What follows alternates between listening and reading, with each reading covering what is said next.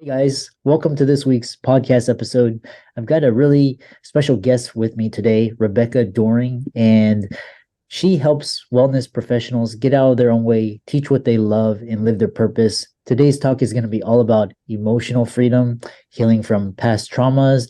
What's really interesting is we're going to talk about differentiating intuition from the inner critic, self compassion, and so much more topics. I'm really happy to welcome her to the show. So, Rebecca, welcome. Thank you so much for having me. I'm so excited to have this conversation. Yeah, and I love bringing on healers and just kind of spiritual guides and people in this realm onto the show to give more exposure to the audience. So tell people your backstory, how you got started, and we'll dive right into it. Sure. Yeah, for me, I started as in a very different industry. When I was in eighth grade, I thought I knew exactly what I was going to do for the rest of my life. It was all planned out. All of my friends were jealous. I knew with certainty that I would one day be a top pastry chef. And so I went on to go to the Culinary Institute of America after high school, and I did get a degree in baking and pastry. And one of the reasons why I wanted that degree so much was like I loved the look on people's face when someone was really having a down day and then they would eat a delicious pastry and they would have this moment of joy. So I loved sharing that with them. But I also wanted to feel a sense of joy and calmness and groundedness and escape from the stress that I saw around me in so many adults that I knew at the time. And I wanted to have this sense of peace. And when I graduated, I felt quite the opposite. I was very much a perfectionist. I was burnt out and so exhausted. I loved what I did, but I did not know how to keep doing it. And I experienced instead a tremendous amount of suffering inside, like a lot of self-doubt. I did not see myself clearly. I did not believe in myself. And most of all, I just wanted to know what it felt like to be able to feel peace and groundedness when I chose to, instead of just like waiting for the stars to align where it would just happen to me. And that's when I found the wellness industry. I became a massage therapist, and that became the very first stepping stone that led me to where I am now, because the very first thing that they introduced us to as in massage school was meditation. And that was like the calling to me. That was the answer to so much of my struggles previously. And then that led me forward. So I started my wellness business from a desire to find wellness within myself first. And it continues to be that. I'm always operating from a desire to continue to grow and expand my own self. And then I share from that place. Hmm. Yeah, I love that. And I love how you're very proactive because sometimes I wait for signals from the universe or whatever, this law of attraction, and it never comes, and I'm just like, well, kind of that's probably the signal that I have to do something and kind of learn and evolve and grow. And so one thing I love is you talked about meditate. Some people like they say, okay, oh, yoga is the thing, or meditation, that's like the answer. One thing is what I want, just for my own curiosity, was what is chromatic yoga? I'm not sure what that is. Sure. So I am a yoga teacher as well. That was one of the stepping stones, and that is something that I still do. And chromatic yoga is a methodology that my teacher, Matt Giordano, founded that combines education and action.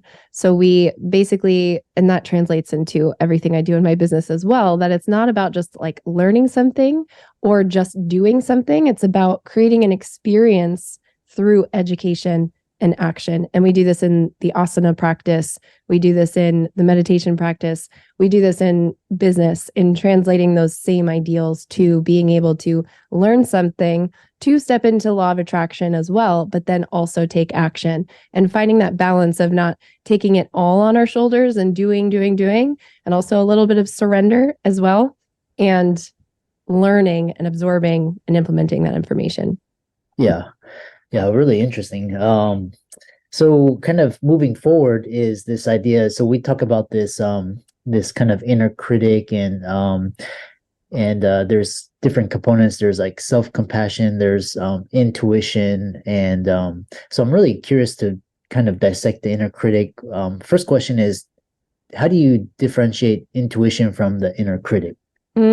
Yeah, such a great question. So first, I want to just to answer that, I want to make the inner critic a little clear because I think most of us can understand what that means when we hear that, and it might resonate with a feeling of we know that voice. But just in case if the listener is like, I'm not exactly sure what that is speaking to, it's that voice that starts to criticize, right? Self-explanatory in that way. But it's the voice that starts making us question ourselves, our abilities. It even is the voice that will question our intuition when we get that feeling, that gut instinct to do something. And then there's a voice saying, oh, did you just make that up? No, that's not going to work. That doesn't work for anybody. You don't make those things happen, right? Those voices that start saying, like, you can't have the success that you see others have because you don't have enough knowledge. You don't have this, you don't have that. That spiraling voice. And so, in a very simple way, the inner critic tends to inspire really heavy, negative, uncomfortable feelings. And I believe that that's a sign because it goes against our true nature. It goes against who we really are inside. And intuition and inner wisdom feels good. There's like a deeper resonance. There's a deeper softening and a slight expansion that happens when we touch on intuition and wisdom. And that voice tends to be deeper, tends to be quieter, tends to be more resonant, and is always building ourselves up, opening the possibility for our lives. Whereas the inner critic tends to be a little louder, a little faster, running around in circles, contradicting itself, driving us crazy. And it's tearing us down, telling us what is not possible for our future. Yeah, I've been working with a intuition coach and kind of differentiating like intuition and kind of like whether it's like your projections or your like your fears or things you want, judgments, and kind of differentiating it. It takes practice. Like you said, it takes, get into this really calm meditative state. The next question I have is the inner critic, inner voice of wisdom, and discerning, like kind of like what does that feel like? What does it look like? Discernment between the critic and the voice of inner wisdom. Sure. The way to discern is we need to first and foremost become aware. And the way to do that is I love, like, this is the number one tool that I teach all of my students, all of my mentees, everyone I work with. And if the listener walks away with nothing from this episode, but this one thing, it is important. It's so simple, but it's very important. It is stepping into a feeling and a state of curiosity. When we are curious, we cannot judge at the same time. When we're curious, we're not judging ourselves or putting ourselves down or trying to fix ourselves, right? If you think of an explorer is curious. They're not seeking to judge or fix or reject what they find. They just want to discover what is. So we need to get curious to awaken a sense of awareness of these voices that are going on, these feelings, these instincts, these sensations in the body, these energies. So getting curious and observing with curiosity instead of observing to put ourselves down more, which can oftentimes happen the moment we start to develop self-awareness. So instead, shifting into a state of curiosity, then you can start to notice, when I think this thought, how do I feel? Do I feel better? Do I feel worse? When I think this thought, where do I notice that feeling in my body? When I have this feeling, what happens? Do I shut down? Do I take action? Do I close off and push people away? Do I open my heart and be willing to connect to others? And I always find the wisdom, the intuition, the voice of truth is always going to be the one that connects you to expand, connects you to grow, connects you to more love, joy. It will build you up. That is the voice of truth. Anything else are just lies trying to keep us safe, really. Yeah.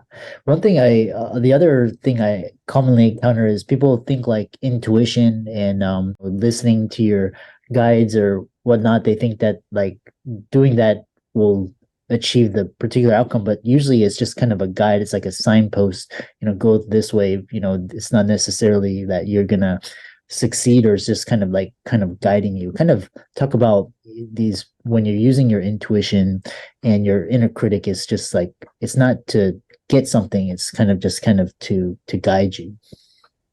Yeah, absolutely. I find that tuning, like letting go into your intuition and your guides and all of that.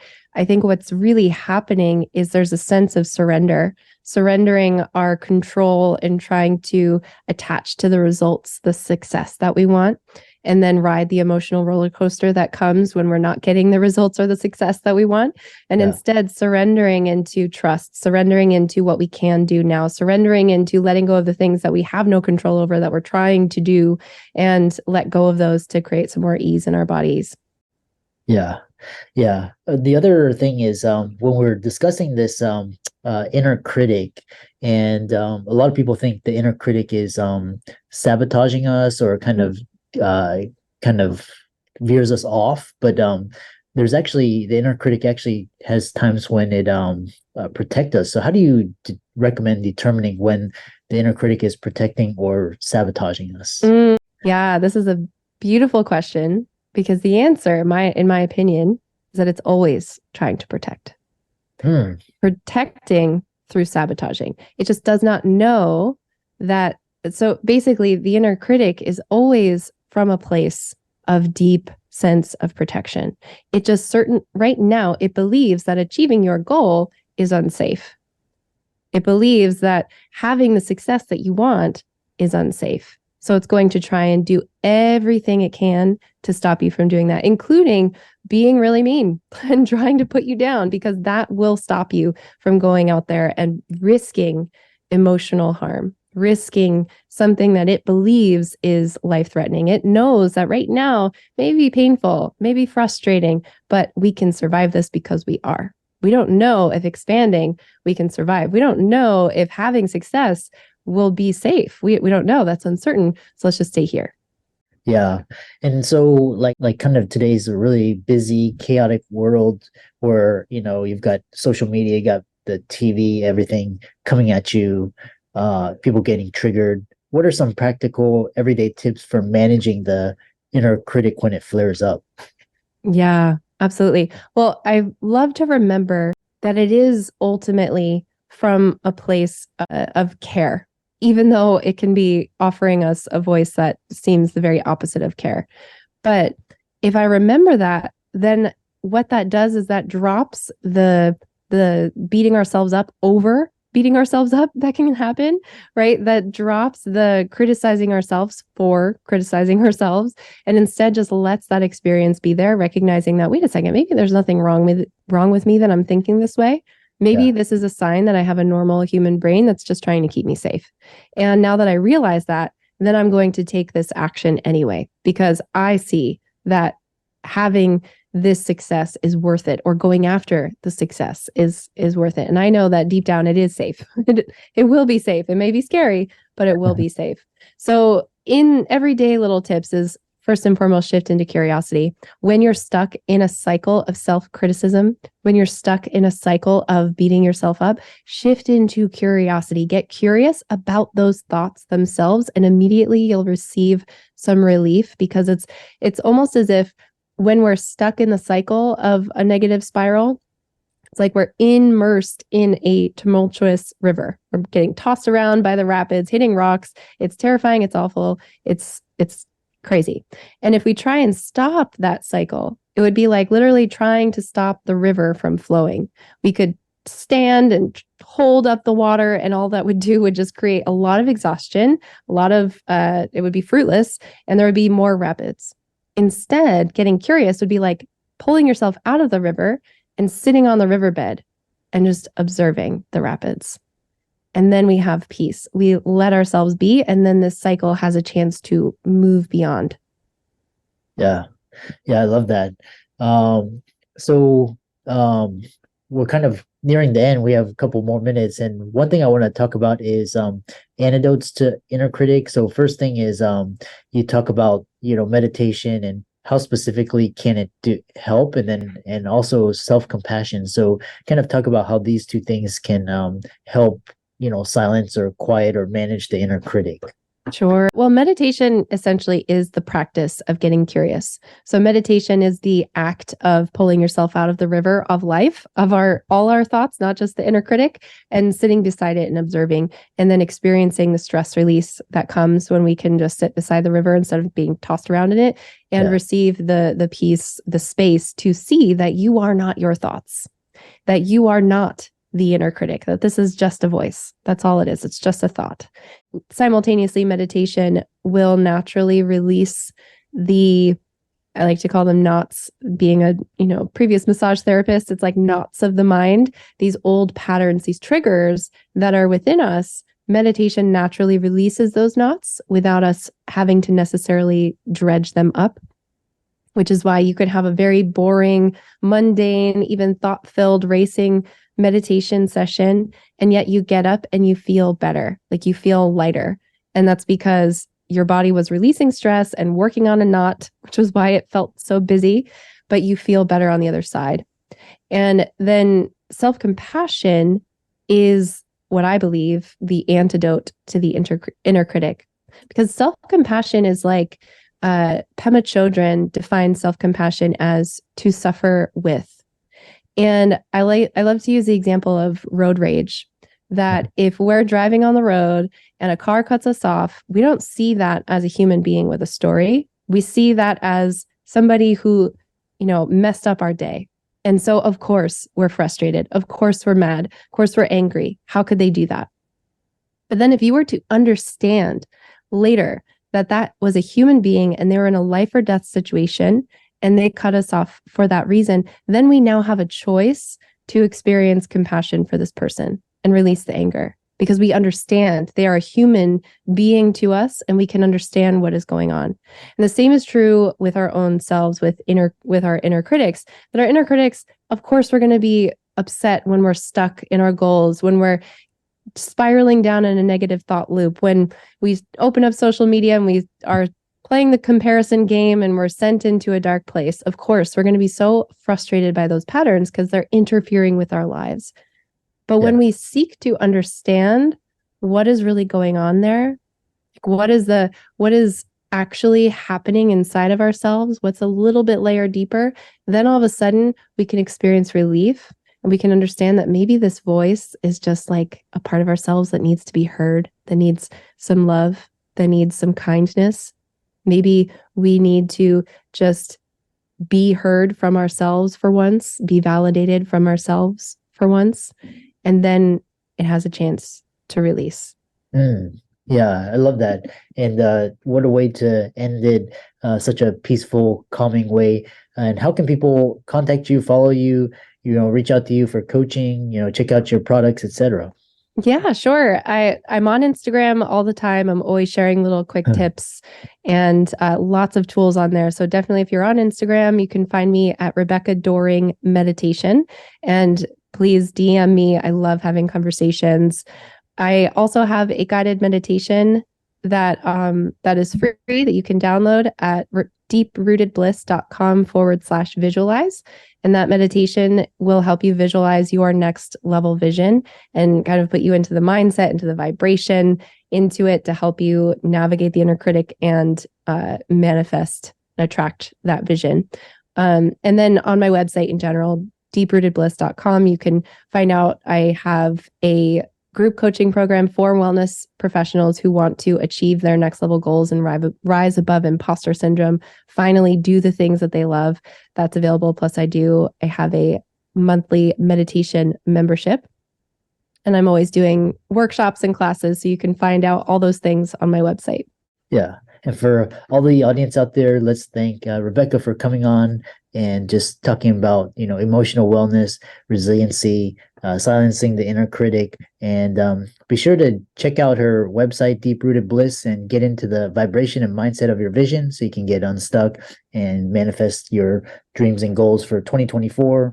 And as well as follow her on Instagram. And with that, thanks so much for coming onto the podcast.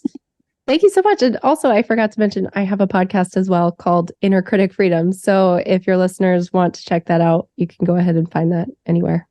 Yeah, be sure to check it out. Give it a like, follow, share, comment, subscribe. And with that, thanks so much. Thank you so much. This was great.